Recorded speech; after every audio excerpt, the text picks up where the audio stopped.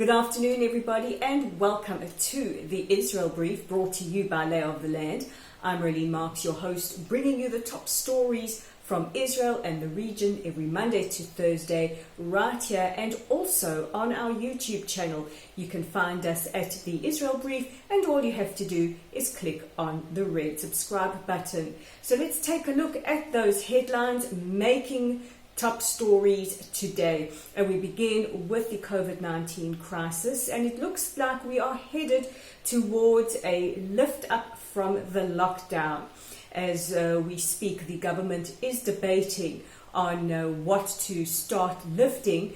Will it be in areas with high infection rates, low infection rates? Will it be schools? Will it be small businesses? These are all the major issues up for discussion. But the man they call the coronavirus czar, Professor Ronnie Gamzu, has said that we are inching closer and closer to that important threshold that we need to meet to start easing the lockdown.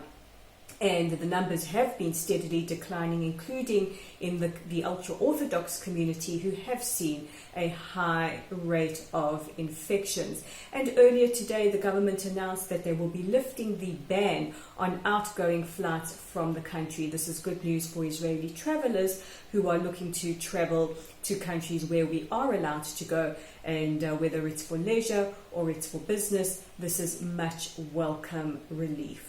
In other news, as we keep on following the story with regards to normalization, and I know many of you are playing normalization bingo, who is it going to be next? Well, it could possibly be the Sudan. A former member of parliament for the Sudan has announced that he is putting together a delegation to visit Israel to push for normalization or to further normalization talks. Now, he says that this won't be political or economical, but rather cultural and humane based, which is very, very interesting considering some of the history that the Sudan has endured.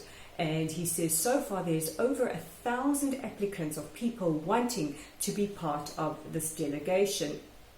In other news, earlier today, and still carrying on because everybody wants to have their say in the Knesset is debating the normalization deal with the UAE. Now, it doesn't mean it's going to be scrapped or that it's going to be done away with, but like all good traditional Israeli happenings, it has to be discussed. What can we say? Debate is part of our heritage, our cultural base here, and quite possibly could be an Olympic sport.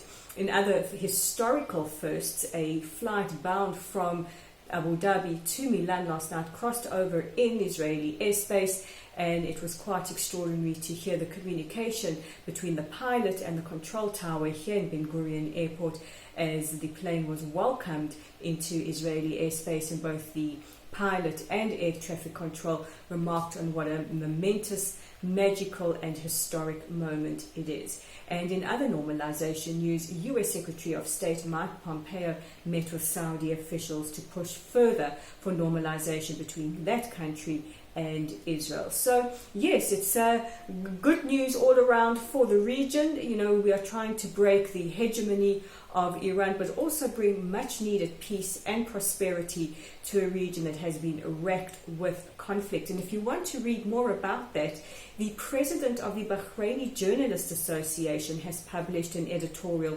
in the Jerusalem Post that you really need to read, and it's really another remarkable moment in and historical first in a series of historical firsts as we hear from the president of the Bahraini Journalists Association. And our final story for the day takes us back onto social media. I know there's been a lot of discussion about social media platforms of late, and Twitter has followed Facebook's example and has banned Holocaust denial on its platform. Just a few days ago, Mark Zuckerberg, the CEO of Facebook, announced that Facebook will no longer be allowing any posts that deny the Holocaust. They will be pulling those down, and Twitter has followed suit and have issued their statement that they condemn anti-Semitism. This is very, very, very good news because these social media platforms have become hotbeds of hate dissemination and it's taken quite a while for social media platforms to come to the party, but here they are. And if you want to read more about that, there is an article up on our website or on our Facebook page about how Zoom banned Leila Khaled from speaking on their platform because she espoused terrorism. And while you're on our website, don't forget to check out our other original articles. And if you've forgotten the address, no worries, I'm going to remind you. You can find us at www.layoftheland.online. Please join our growing Facebook community at Lotl site. You can find us there. And of course, being Friday tomorrow, we post a different Shabbat Shalom message every week. And go see where we are tomorrow and pop us a Shabbat Shalom message. We love it when you do that. Don't forget to subscribe to our YouTube channel at The Israel Brief by clicking on the big red subscribe button, and interact with us on Twitter. You can find us at Lay of the Land with the digit 5. We are quite active there, and we would love it if you joined us there as well. So from all of us at Lay of the Land and The Israel Brief, we want to wish you a safe, a peaceful and a healthy weekend wherever you are in the world. Shabbat Shalom, and we'll chat again on Monday.